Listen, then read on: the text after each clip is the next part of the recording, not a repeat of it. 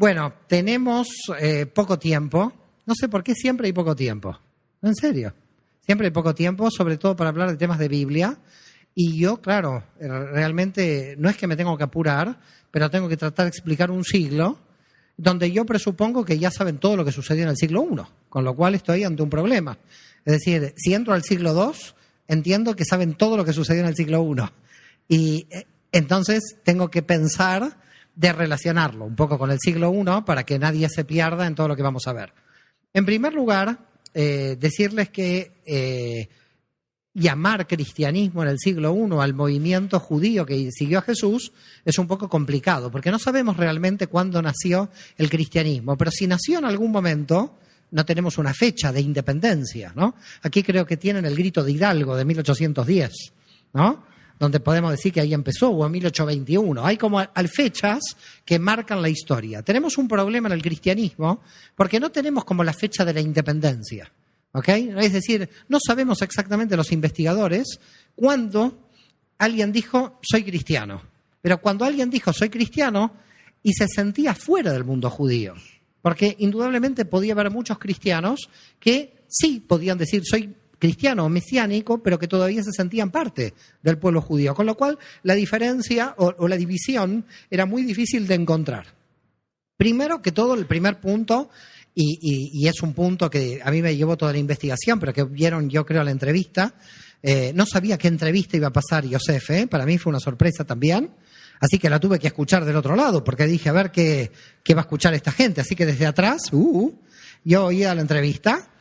Y ustedes se dan cuenta que finalmente cuando desaparece Jesús de escena, los judíos que le seguían siendo judíos. No hay cristianismo cuando muere Jesús. Entonces, decir que Jesús fundó el cristianismo es realmente algo erróneo, porque los que le siguieron no se sentían creando ninguna religión.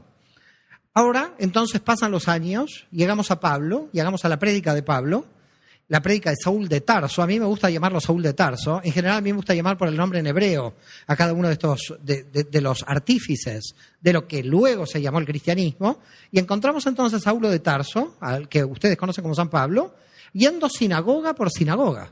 Claro, cuando un cristiano lee los Hechos de los Apóstoles dice, pero ¿San Pablo no iba a la iglesia? No, porque iglesias no había. Lo que había eran sinagogas. Así que tampoco la iglesia cristiana existía en la época de Pablo. Por eso Hechos de los Apóstoles, es la prueba de que capítulo por capítulo Pablo va sinagoga por sinagoga, Shabbat por Shabbat. Y aquí voy a decir algo muy importante. Algo que ya es importante. Aunque vamos a llegar al siglo II, tengo que ir haciendo aclaraciones importantes. Imaginen que ahora esto que yo digo es mentira. Es decir, que Pablo estaba creando una nueva religión y que estaba además idolatrando a la figura de Yeshua. Ahora imaginemos esa situación. ¿Un rabino lo hubiera dejado entrar a las sinagogas? La pregunta que uno se tiene que hacer cuando lee Hechos de los Apóstoles, ¿qué es? Pablo entraba a predicar que el Mesías era Yeshua en las sinagogas porque los rabinos de las sinagogas se lo permitían. Y si los rabinos de las sinagogas se lo permitían, es que nadie entendía que iba a crear una nueva religión. Esto es como si pasa ahora un señor testigo de Jehová, me invita a mí, que soy adventista, y seguro no me va a invitar, porque está fuera del grupo. ¿Queda claro? Sí, me puede invitar para comer, pero no para predicar, porque estoy fuera del grupo. Si a Pablo lo hubieran creído fuera del mundo judío, ¿ustedes hubieran imaginado que los rabinos, sinagoga por sinagoga, a la que él iba cada viaje, lo hubieran invitado? ¿Por qué lo invitaban? Porque en verdad era un grupo mesiánico que querían escucharlo dentro del mundo judío. Ahí tenemos la prueba, la tienen en Hechos de los Apóstoles. Por lo tanto, claro, se puede leer Hechos de los Apóstoles pensando, él quería creer el cristianismo, pero yo les aseguro que si los rabinos hubieran creído que Pablo al entrar en la sinagoga se iba a crear una nueva religión y que de esa nueva religión además nos iban a perseguir, jamás lo hubieran dejado entrar a Pablo. Claro. Imagínense, yo como rabino lo voy a dejar entrar a Pablo y sé la historia posterior y sé que me van a perseguir y sé que se va a formar la iglesia, pero ni loco de encontrar a Pablo, porque al final va a ser, su movimiento se va a terminar siendo antijudío. Con lo cual, cuando yo leo Hechos de los Apóstoles, cuando alguien lee Hechos, ¿qué tiene que leer? Tiene que pensar, si Pablo entró a la sinagoga, no era solamente por judío. Pablo iba a predicar que el Mesías era Yeshua y si lo dejaban entrar, los rabinos estaban de acuerdo en que un judío predique a Yeshua dentro de la sinagoga. ¿Queda claro?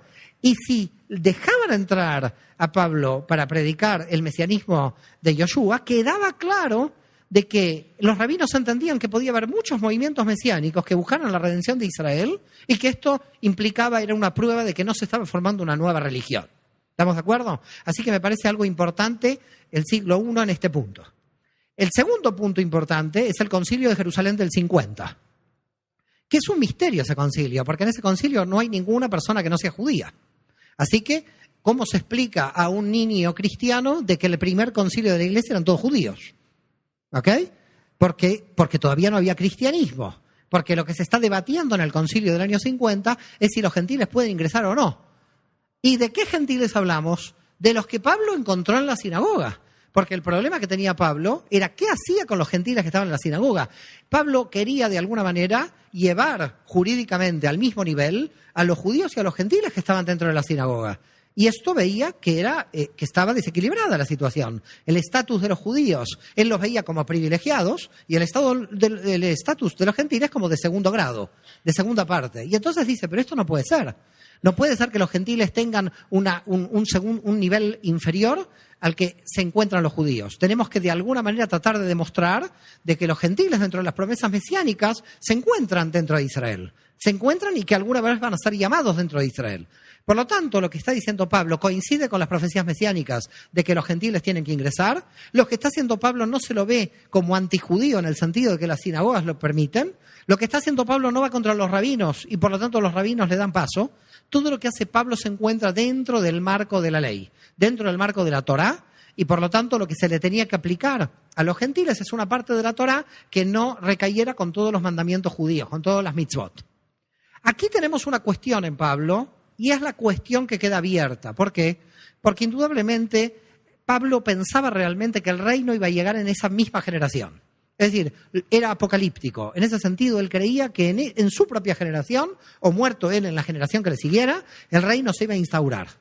Por lo tanto, ¿qué pensamos? Pensamos que él no estaba ocupado en la organización de la comunidad que Pablo iba a dejar. Es decir, Pablo no se imaginó que 2000 años después íbamos a estar aquí tratando de descubrir qué pasó en el siglo I. Pablo creyó que el reino se iba a instaurar en el siglo I y que por lo tanto no tenía sentido tratar de resolver lo que pasaba dentro de las comunidades. Sí vio los problemas de las comunidades y vio dos problemas. El primer problema fue de los judíos que entendían que para llegar a la creencia mesiánica había que cumplir toda la Torá. Por lo tanto, eran los que se llama judaizantes en la historia del cristianismo. Es decir, judíos que le decían, usted se tiene que considerar, se tiene que descansar en Shabbat, etcétera, etcétera. ¿Y por qué hacían esto? Porque no podían entender que la profecía mesiánica eran todas las naciones que iban a Jerusalén a orar, pero no necesariamente volviéndose al mundo judío, lo que se llama las leyes de Noé, que sería como un estatus para los gentiles de la legislación de la propia Torá. Es decir, la propia Torá le permitía. Pero claro, esos gentiles estaban dentro de las sinagogas, estaban adscriptos a las sinagogas. Muchos siglos antes se dice que los gentiles en las sinagogas del Mediterráneo estaban por lo menos 2 o 3 siglos antes. Y aquí viene la otra cuestión. No es el cristianismo, ni Jesús, ni Pablo el que hace que los gentiles entren en las sinagogas. Cuando leemos en Hechos de los Apóstoles que Pablo va a las sinagogas, se encuentra con los gentiles en las sinagogas. Quiere decir que aquí hay otra prueba más. El judaísmo del siglo I y del menos I era muy abierto a que los gentiles ingresaban dentro de la sinagoga. No dejaba a los no judíos fuera de la sinagoga. No es que gracias a Pablo o a Jesús los no judíos podían ingresar. Es que cuando está Pablo en Hechos ya los vemos a los gentiles dentro. Por lo tanto, es algo muy importante que ustedes piensen que el judaísmo del siglo I antes de Cristo era mucho más liberal que el judaísmo que tenemos actualmente en la apertura hacia los gentiles. Es decir, los gentiles podían participar sobre 2 categorías, los prosélitos de justicia o los prosélitos de la puerta. Los prosélitos de justicia son los que estaban en proceso de conversión al judaísmo y los prosélitos de la puerta eran los temerosos de Dios. Bueno, todo esto yo presupongo que lo saben, pero estoy haciendo una pequeña síntesis para decir qué pasó en el siglo I y para entrar en el siglo II. ¿Ok? Entonces, algo importante, los rabinos no sacan a Pablo, saben que Pablo está hablando dentro de la tradición judía. Segundo, los gentiles no vienen con Pablo. Pablo quiere resolver el estatus legal de los gentiles dentro de la sinagoga, pero los gentiles ya estaban dentro de la sinagoga. Por lo tanto, aquí hay algún punto muy importante. El judaísmo ya había permitido que los gentiles ingresaran antes de que llegara el mensaje cristiano. Se estaba universalizando el judaísmo antes. Había gentiles en la sinagoga antes. Solo que lo que viene a resolver Pablo es la igualdad jurídica de los no judíos dentro de la sinagoga. ¿Se entiende de qué estamos hablando? Y esto hay que dejarlo muy en claro, porque parecería que gracias a Pablo entraron los gentiles. No. Gracias a Pablo los gentiles van a tener el mismo estatus que los judíos. Pero no gracias a Pablo los gentiles están en las sinagogas. Las sinagogas 2 siglos antes ya admitían gentiles dentro de las comunidades judías. Va quedando claro de qué estamos hablando. ¿Ok? Además, la prueba es muy simple. Le han hecho de los apóstoles y verán toda la cantidad de gentiles que hay. Pero estos pequeños detalles son importantes. Porque parece que cuando en la historia cristiana uno dice Pablo el apóstol de los gentiles, parece que a partir de Pablo los gentiles empiezan a entrar. No, los gentiles ya estaban. Pablo los regulariza jurídicamente para que se encuentren dentro del estatus de los judíos anteriores dentro de todo el pueblo de Israel. Dicho esto, y dejando a Pablo de lado, porque no quiero hablar mucho del siglo I, dado que el siglo I fue nuestro seminario anterior, me quiero concentrar en el siglo II, pero claro, no puedo entrar al siglo II si realmente no tenemos algunos elementos importantes del siglo I, decir algo también muy importante del siglo I, la destrucción del Templo de Jerusalén. La destrucción del Templo de Jerusalén, quizás ustedes no tengan forma de pensar lo que fue el descalabro para el mundo judío haber perdido el templo. En primer lugar, ¿por qué? Porque ustedes tienen que pensar que un judío, cuando iba al Templo de Jerusalén, expiaba sus pecados, expiaba sus transgresiones. Ahora, ¿por dónde las va a expiar si no puede expiar por el Templo de Jerusalén? La gente pensaba, me voy a quedar pecador toda la vida, porque no sé qué hacer con mi pecado, ahora que no tengo ningún animalito que lo puedo matar. ¿Ok? Es lo que se llama, la antigua tradición judía del sacrificio, la transferencia de los pecados. Pablo va a transferir los pecados al Mesías, que habría que ver esta idea de expiación de los pecados, de dónde viene, pero los fariseos también van a hacer lo mismo, los otros fariseos que no son Pablo, porque Pablo saben que también era fariseo. Los demás fariseos que no son Pablo también van a transferirla. ¿Y qué van a decir? Van a coger el texto de Isaías 1, misericordia quiero y no sacrificios. Y por lo tanto, con Isaías 1, el judaísmo se salva de que se puede expiar. ¿Por qué se puede expiar? Por arrepentimiento y por obras de misericordia. Por ahí se puede expiar. Por tanto, el fariseísmo, después de la destrucción del templo, quedó pensativo diciendo, tengo que crear un nuevo judaísmo que no es el judaísmo del templo. Tengo que crear un nuevo judaísmo porque no hay templo. Ahora, ¿qué tenemos que hacer? Dicen los rabinos. Tenemos que pensar que nuestro templo, que desapareció porque los romanos lo destruyeron, bueno, esto es un tema histórico, no sabemos si los romanos lo destruyeron o algún soldado judío lo quemó por dentro, porque en medio de la lucha no se sabe bien cómo se quemó el templo. Lo cierto es que por la guerra, y Tito destruyó el templo de Jerusalén en el año 70, ¿cómo vamos a reorganizar todo el judaísmo si se perdió la autoridad central de Jerusalén? Es decir, es como un católico hoy que le desaparezca Roma. El pobre hombre no sabe para dónde ir. Es decir, ¿cómo hago ahora? ¿Cómo el catolicismo tiene una relación directa con el papado, con la jerarquía? El judaísmo tenía la misma jerarquía en el siglo I. Tenía la jerarquía del Cohen Gadol y los Kohanim, del sumo sacerdote, lo digo en castellano ahora, y de los Kohanim, de los sacerdotes, y de los levitas, que ustedes lo llaman diáconos. Por lo tanto, tenía ya una estructura bien definida de salvación, si se quiere. En el año 70, cuando se destruye el templo, hay dos cosas muy importantes. Primero, a mi modo de ver, para nuestra historia, Pablo ya no está más, ya había muerto. Quiere decir que Saúl de Tarso murió sin ver lo que él creía que era la llegada del reino. Él pensaba que Jesús iba a volver y por lo tanto no volvió en su vida y por lo tanto el mundo cristiano, ¿cómo quedó? ¿Quién quedó a cargo de ese mundo judío que seguía al Mesías? Las comunidades de Pablo habían quedado en una situación muy rara. ¿Por qué? Había judíos que dentro de las comunidades de Pablo observaban la Torá y había gentiles dentro de las comunidades de Pablo que eran gentiles que no observaban la Torá. Es decir, no observaban ni los alimentos, no observaban ni el descanso del sábado y en consecuencia las comunidades estaban como divididas. Pablo pensando que estas comunidades iba a venir el reino, las comunidades quedaron así, en una especie de nebulosa.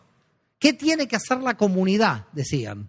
Entonces los judíos decían, bueno, mire, lo que tienen que hacer los gentiles es lentamente ir cumpliendo la Torá. Y los gentiles decían, pero no, Pablo escribe en Gálatas que no hay que cumplir la Torá, porque estos son los judaizantes, por la fe en el Mesías yo llego directo, sin la necesidad de cumplir, o por lo menos cumpliendo los mínimos de la ley, que es el decreto apostólico del año 50. Por lo tanto, empezó a haber un gran debate dentro de las comunidades. ¿Qué hacemos? ¿Qué cumplimos? Si somos judíos, cumplimos la ley, pero si no somos judíos, ¿cómo cumplimos la ley? Bueno, cumplimos el decreto apostólico. Ok, pero ahora imaginemos un matrimonio que va a contraer matrimonio en el año 80 del siglo I. Hay una persona judía que conoce en la comunidad a una mujer gentil, o viceversa, como quieran poner el ejemplo. ¿Ok? ¿Qué van a hacer los hijos? Él cumple la Torá. Ella cumple solo el decreto apostólico del 50, no cumple toda la Torá.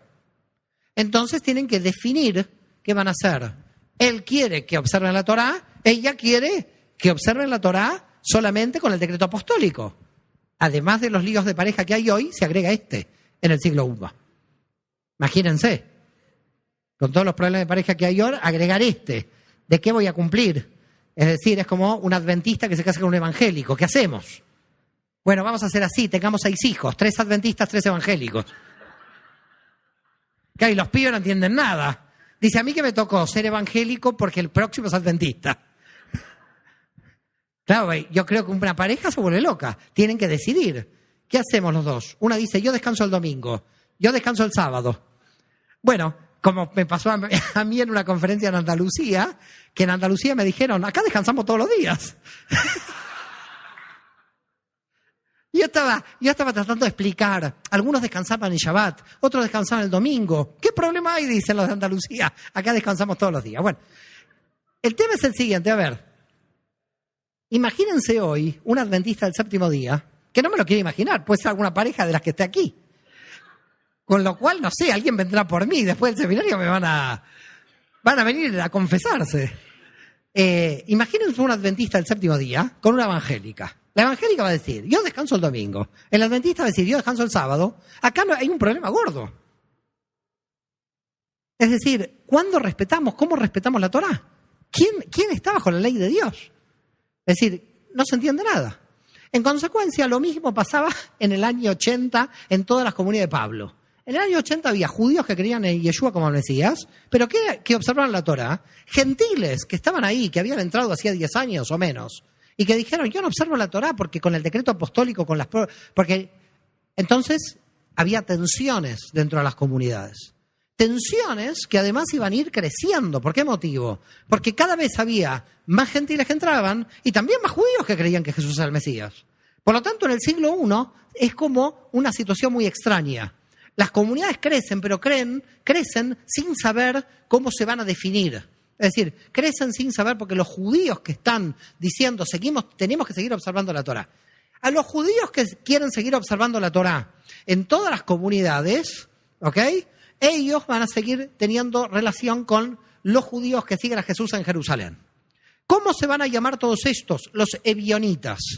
¿Quiénes son los ebionitas? Los ebionitas son los judíos que creen en Yeshua como Mesías, pero que entienden que tienen que seguir observando la ley. Acá hay algo muy importante para que sepan. Los ebionitas, es decir, los judíos que seguían observando todas las mitzvot, todas las leyes de la Torá, y que además creían que Yeshua era el Mesías, perduraron hasta el siglo IV. Hasta el siglo IV se mantuvo el grupo ebionita hasta que Santa Elena, la madre de Constantino, entró con las legiones romanas y los expulsó de la iglesia del Santo Sepulcro. Fíjense qué interesante. La iglesia del Santo Sepulcro es el último reducto de los judíos que observan la Torá y creen en Yoshua. Es muy fuerte esto. Todo el mundo cristiano ya observaba lo que decía Roma en el siglo IV, pero los tipos que estaban atrincherados en el Santo Sepulcro seguían diciendo que eran judíos que creían que había que seguir con la ley. Pero claro, era una ortodoxia muy pequeñita la que quedaba ahí, porque ya en el siglo IV sabemos, había triunfado la gran iglesia, que después veremos en el siglo II por qué va a triunfar. Queda claro que los ebionitas no son nada más un grupo del siglo I, sino del 2, 3 y 4. Lo que pasa es que a medida que el cristianismo luego fue avanzando por Occidente, esta gente en su reducto atrincherada quedó muy pequeña. ¿Ok? Era muy minoritaria esta situación. Por lo tanto, ¿cuál es la situación a fines del siglo I? y es la que necesito llegar para entrar en el siglo II. La situación en el siglo I era la siguiente. En Jerusalén estaba el centro de los ebionitas. Todos los obispos de Jerusalén eran todos judíos, todos observantes del sábado, todos observantes de la Torá, y este grupo ebionita aceptaba del Nuevo Testamento solo el Evangelio de San Mateo, el Evangelio de Levi ben Alfeo. Todo lo demás, ni las cartas de Pablo ni los demás evangelios admitían. Solamente admitían el Evangelio de San Mateo, que ustedes saben era el judío Levi ben Alfeo. ¿Estamos de acuerdo?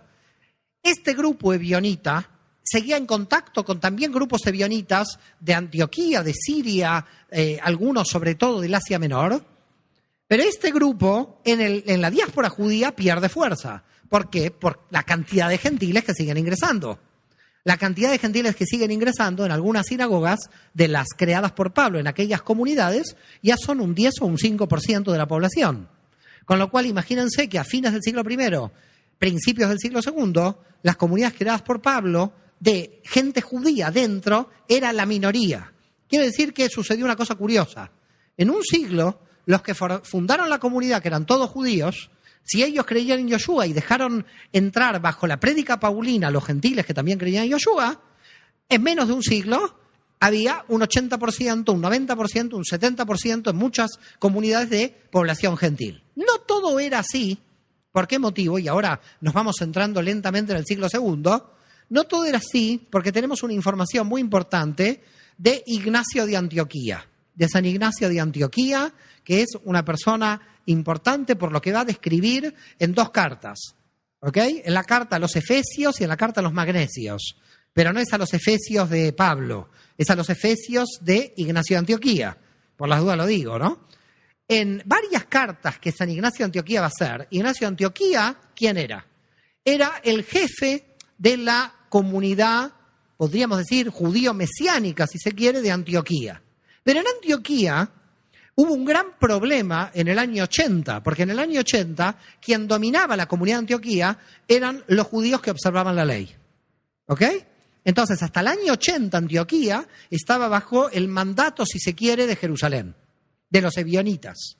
Pero en el año 80 aproximadamente, Ignacio de Antioquía toma el poder y empieza a darle al grupo gentil fuerza dentro de Antioquía. Por lo tanto, la primera comunidad que se va a independizar de la observancia de la ley de los ebionitas de Jerusalén van a ser los de Antioquía, que van a decir: nosotros venimos de la gentilidad, nosotros no observamos la Torá porque entramos por la no observancia de las 7 leyes de Noé del Concilio de Jerusalén del 50, y nosotros vamos a controlar la comunidad. Y los judíos quedan en minoría. Por lo tanto, Antioquía, entre el año 80 y el año 100, sería la primera comunidad, no donde hay mayoría judía, no donde hay entre judíos y gentiles una equivalencia dentro de las comunidades, sino donde en Antioquía los gentiles podríamos decir que, como toman el poder por primera vez y declaran que bajo todos los efectos la Torá no tiene observancia en Antioquía. Esto es muy fuerte. ¿Por qué motivo? Porque algunos le atribuyen a Ignacio de Antioquía, estamos hablando en el año 107, es decir, ¿cuántos años después de Jesús? Que murió el 7-8 de abril del año 30. En el año 107 estamos hablando 77 años después de la desaparición de Jesús, en la primera persona que en la historia va a decir: hay que abandonar el Shabbat, hay que abandonar el sábado. Quiere decir que ¿qué tenemos? Los primeros seguidores de Jesús siguieron con el Shabbat. Pablo siguió con el Shabbat. Todos los apóstoles, los discípulos de los apóstoles, hasta el 107, hasta que dice: no, el Shabbat es judío, dice Ignacio de Antioquía, y quizás esto no habría que seguir. Lo que dice Ignacio de Antioquía no es ley para todo el mundo mesiánico. Es la primera vez que alguien va a dar este paso. Todo el mundo mesiánico no sabía qué hacer. Seguían observando la gran mayoría el Shabbat. ¿Qué va pasando en Éfeso? Porque esto es lo que pasa en Antioquía. Claro, para entrar en el siglo II tengo que contar comunidad por comunidad lo que fue pasando en cada comunidad. Jerusalén, ya sabemos, observancia total de la Torá de los seguidores de Yoshua. Así que ahí no hay problemas. Antioquía, los gentiles toman el poder, tampoco hay problema, porque ya va a ser gentil. Así que podríamos hablar que a finales del siglo I, lo que va a ser el cristianismo va a tener 2 capitales. Jerusalén, que va a ser los ebionitas con la observancia de la Torá, y Antioquía, que va a ser, nosotros seguimos a Pablo, y Pablo nos dice que los gentiles no es necesario que observemos la Torá, y por lo tanto tomamos el poder de este modo. ¿Qué pasa en Éfeso y Magnesia? Ahora se llama Manisa, la ciudad. Es una ciudad cercana, muy cercana a Esmirna. ¿Conocen Turquía o ven, se acuerdan el mapa de Turquía? Bueno, hay muchos líos en Turquía ahora, así que está saliendo mucho en las noticias. Pero hay una ciudad que da al mar, que se llama Esmirna. Esmirna fue una de las primeras comunidades de judíos que creyeron en Jesús, sobre todo Éfeso, que está a pocos kilómetros de Esmirna. Y, claro, Éfeso, Esmirna, ¿quién dominaba como obispo de Éfeso? Como obispo de Éfeso dominaba Timoteo. Claro, ¿quién era Timoteo? Lo tenemos en Hechos 16, versículos 1 y 2, a quien Pablo lo circuncidó porque era de madre judía. Por lo tanto, ¿qué tenemos en Éfeso? Que en Éfeso todavía los grupos judíos controlaban la comunidad. Todavía los gentiles no habían llegado de alguna manera a tomar el poder y en el 97, muerto Timoteo, ya los gentiles van a tomar el poder. Es decir, Éfeso con Timoteo estaría cercana a las posiciones de Jerusalén, pero desaparecido Timoteo ya no, porque otra vez los gentiles toman el poder. Y ahora vamos al centro neurálgico donde se desarrolló la división tajante de judaísmo y cristianismo, que es Roma. Es en Roma donde se hizo la división, pero que no pertenece al siglo I, sino al siglo II. Vamos a ver cómo fue. En el siglo I, es decir, a fines del siglo I, en Roma había un jefe de la Keilah, que hoy los católicos lo llaman papa, pero bueno, tema de los católicos, pero era un jefe de la comunidad, ¿ok? Ese jefe de la comunidad es San Clemente Romano, así se lo llama en el Santoral, es Clemente Romano, no hay que mezclarlo con Clemente de Alejandría, hay dos Clementes, por las dudas lo digo. Clemente de Alejandría es un filósofo cristiano del siglo II, Clemente Romano es jefe de la Keilah, de la comunidad mesiánica, en el año 90. ¿Y cómo se llama? Clemente ben Yehudá. ¿Ok? Se llama Clemente ben Yehudá, hijo de Judá. Este hombre era judío. ¿Y qué escribe? Escribe las pseudo-clementinas. ¿Por qué es muy importante? Lo pueden poner en Google, pseudo-clementinas. ¿Por qué es tan importante esta obra? Lo digo rápido, no vamos a analizar todas las pseudo-clementinas, ¿no? Si no me quedo en Cancún. No estaría mal. Voy a empezar a analizar las pseudo-clementinas para quedarme en Cancún. Con lo cual, ¿qué son las pseudo-clementinas? Es un libro, es un escrito, es pequeño, creo que está en PDF en internet, así que pone pseudo-clementinas, pum, PDF y lo lee. Es un libro, es una carta, yo diría, pero claro, tiene formato libro, pequeño, donde las pseudo-clementinas, Clemente explica por qué cree en Yoshua tomando siempre versículos que corresponden al Tanaj, al Antiguo Testamento. Y entonces ahí sabemos que todavía no existía el Nuevo, que el Nuevo lo estarían escribiendo. ¿Estamos de acuerdo? Es decir, algunos seguramente escritos ya para el 90 estarían terminados. Se sospecha que Marcos, Mateo, Lucas en el 80 más o menos están terminados. 90, 110 estaríamos hablando de San Juan. Pero, ¿por qué son importantes las pseudo-clementinas? Porque Clemente ben Yehudá, que en el orden de sucesión papal es papa del 90 al 99, fíjense justo casi los últimos 10 años del siglo I, Clemente ben Yehudá, con las pseudo-clementinas, está diciendo que Yeshua es el Mesías de Israel solamente por el Tanaj. No cita nada del Nuevo Testamento porque no tiene Nuevo Testamento. Quiere decir que no había canon, no había Nuevo Testamento. Entonces la pregunta es, imaginemos que nos vamos a una comunidad de Pablo en el año 90 y la gente está orando. ¿Qué ora? ¿Qué reza? No dice Nuevo Testamento, no hay Nuevo Testamento. ¿Estamos de acuerdo? Lo que reza es lo mismo que todo el mundo judío está rezando la Biblia, solamente que en alguna comunidad leerían alguna carta de Pablo. Seguramente que en Roma leerían la carta a los romanos de Pablo, pero en Éfeso no leerían la carta a los romanos de Pablo. En Éfeso leían la carta a los romanos a los efesios. A ver si queda claro. Ahora nosotros leemos la carta de Pablo todos, pero no hay una carta de Pablo a México. Por lo tanto, no tendríamos que leer ninguno. Qué interesante esto. Me gusta la teoría. La carta a los romanos de Pablo era para el problema que tenían en Roma. ¿Queda claro lo que decimos?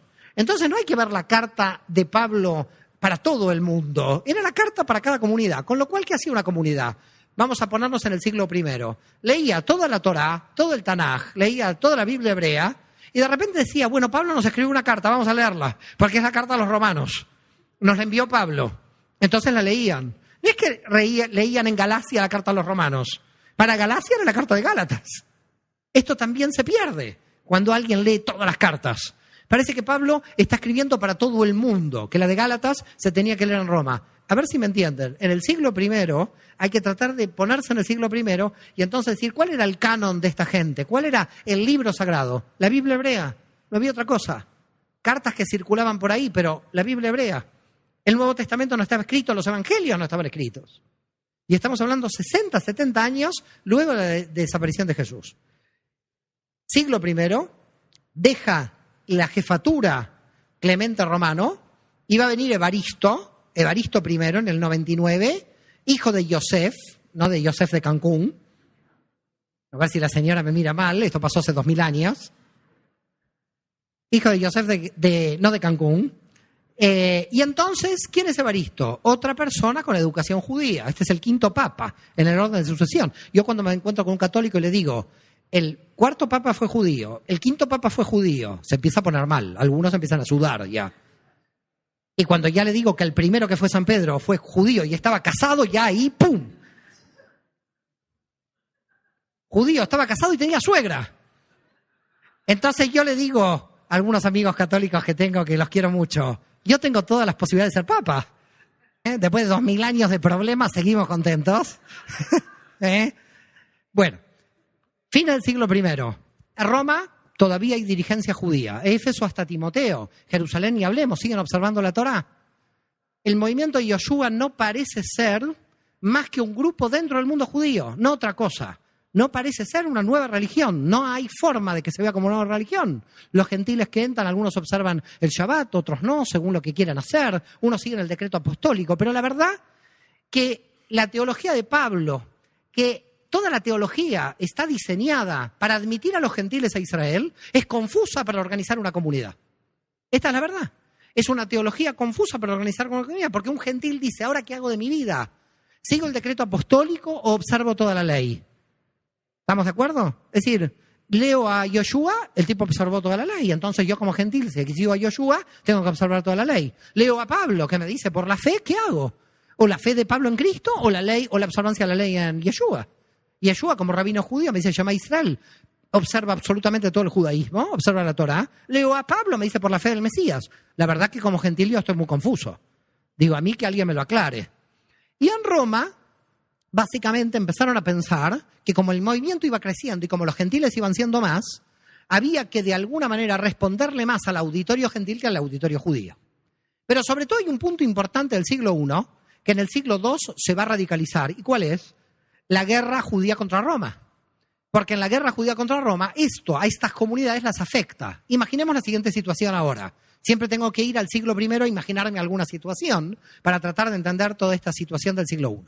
Imaginemos que hay una hija de un centurión romano que cree que Yoshua es el Mesías, gentil, y entra en una sinagoga judía. Conoce un muchacho judío, se van a casar. Le avisa, papá, me voy a casar. ¿Con quién? Con un judío, con un rebelde de Judea. Con los tipos que están en contra del Imperio Romano. ¿Cómo es posible esto? A ver si me siguen lo que está pasando aquí. Los gentiles que ingresaban eran griegos y romanos, sobre todo en Roma, romanos y en otros sitios ya gente no romana pero romanizada, que ya estaba dentro de la cultura romana. Y esta gente romana o romanizada había luchado contra Judea en la guerra de independencia de Judea. Es decir, sucede algo muy importante en el siglo I. La teología de Pablo, el pensamiento de Pablo es judío universal. Por las profecías mesiánicas quiere hacer ingresar a los gentiles. Pero en el mismo momento en que Pablo desaparece y crea este movimiento de judaísmo universal a través de la figura del Mesías, que haría que Israel se expanda, Romanos 11. Hay que hablar Romanos 11 para entender lo que está diciendo Pablo con la expansión de Israel. Las ramas silvestres injertadas en el olivo. ¿Cuántas veces ustedes habrán leído esta carta en Romanos 11? Mientras se da el movimiento internacional de Pablo, en cierto modo, de que los gentiles están ingresando al pueblo de Israel por inserción del Mesías, se realiza la máxima rebelión nacionalista judía contra el imperio. Es decir, en un momento un judío es internacional que ve que los gentiles entran y otro judaísmo, el de Judea, nacional, que ve a los gentiles como los ocupantes de la provincia de Judea. Entonces, ¿cómo ven a los gentiles los judíos? Los judíos de la diáspora ven a los gentiles como la oportunidad de que Israel se va a expandir a las naciones. Pero los judíos de Judea, que están luchando contra Roma, no ven a los gentiles como los amigos que van a entrar. Ven a los gentiles como los que están ocupando el territorio. Ahora ya van viendo un poco qué está pasando aquí. Lo que está pasando aquí es que el movimiento que va a seguir a Yoshua como el Mesías es un movimiento judío internacional que se ve frenado porque en ese mismo momento las aspiraciones nacionalistas judías contra Roma coinciden al mismo siglo y entonces frenan de alguna manera la expansión hacia los gentiles. Porque ahora los gentiles no se van a ver bien. Los gentiles son los que ocupan Roma, Judea. ¿Me siguen o no? Entonces, ¿cómo ver al gentil? Pablo lo ve como el vecino, como el amigo para ser incorporado. Las comunidades del exterior judías que creen en Yoshua ven a los gentiles como amigos, como gente que tiene que entrar, como gente que tiene que ser injertada en Israel. Pero los judíos que viven en Israel, los judíos que viven en Judea, el gentil no es amigo. El gentil es el enemigo, el que está ocupando la nación. Por lo tanto, Pablo dice, la redención tiene que aparecer cuando los gentiles entren. Y los nacionalistas judíos dicen, la redención va a aparecer cuando echemos a los gentiles de Israel. A ver si queda claro el problema que tenemos aquí. Los nacionalistas judíos dicen, el reino va a llegar cuando el pueblo de Israel expulse a los romanos, que son los gentiles. Y Pablo dice, el reino va a llegar cuando los gentiles entren en Israel. Es como dos visiones completamente diferentes. ¿Se entiende? Y esto sucedía en el siglo I. Estas serían las discusiones familiares del siglo I. Quizás mucho más difíciles que Peña Nieto.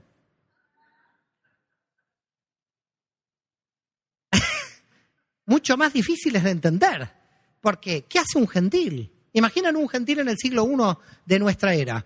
Quiero agradar a Dios. Bueno, leo Pablo en una carta. Por la fe en el Mesías te salvarás. Bueno, ya está, estoy tranquilo. No observo la Torá. Hay judíos en la comunidad que me dicen, si no observas la Torá, la ley es eterna. ¿Qué estás haciendo? La ley era eterna. ¿Cómo era eterna? ¿Me salvo por la fe en Jesús o por la ley era eterna? La pregunta en el fondo es ¿cuál es el mediador con Dios? Si la Torá o el Mesías. Este era el problema. Es decir, había judíos que decían, la Torá me media para conectarme con Dios. Había otros que decían, a mí el Mesías. Y los gentiles, mucho más el Mesías. Porque si no, tenían que rejudaizarse todos dentro de la Torá, que es la posición de los judaizantes. Como verán, era una confusión terrible para los gentiles y también era una confusión para los propios judíos. ¿Por qué? Los propios judíos, la confusión judía, ¿cuál era? La que le pasa a los adventistas del séptimo día. Los adventistas del séptimo día tienen el mismo problema. Yo también tengo muchos amigos adventistas. ¿Por qué el mismo problema? El Shabbat está en 2 puntos en el texto de la Torá. El Shabbat está en Bereshit, en Génesis, y el Shabbat está en el texto de los mandamientos al pueblo de Israel. Usted coge en los mandamientos al pueblo de Israel como gentil y dice, yo no voy a hacer Shabbat. ¿Por qué? Porque esta institución no es una institución universal, está mandada solamente por el pueblo de Israel. Entonces el gentil que leía el texto de la Torá decía, esta ley es para Israel, no es para mí. Pero cuando el gentil veía que Dios descansó el séptimo día en Bereshit y que todavía no había sido entregada la Torá a toda Israel, el gentil que leía Bereshit en Génesis decía, pero el sábado no es para la nación de Israel en particular. Nos callan todos en general porque se encuentran en Génesis. No sé si van viendo los problemas. Entonces, claro, ahí estaba el gentil pobre que no sabía qué hacer. Muchos descansaban en Shabbat. ¿Por qué descansaban en Shabbat? Porque estaba en el texto de Bereshit, en Génesis. Otros no descansaban en Shabbat porque decían, este texto le pertenece al pueblo judío, no me pertenece a mí.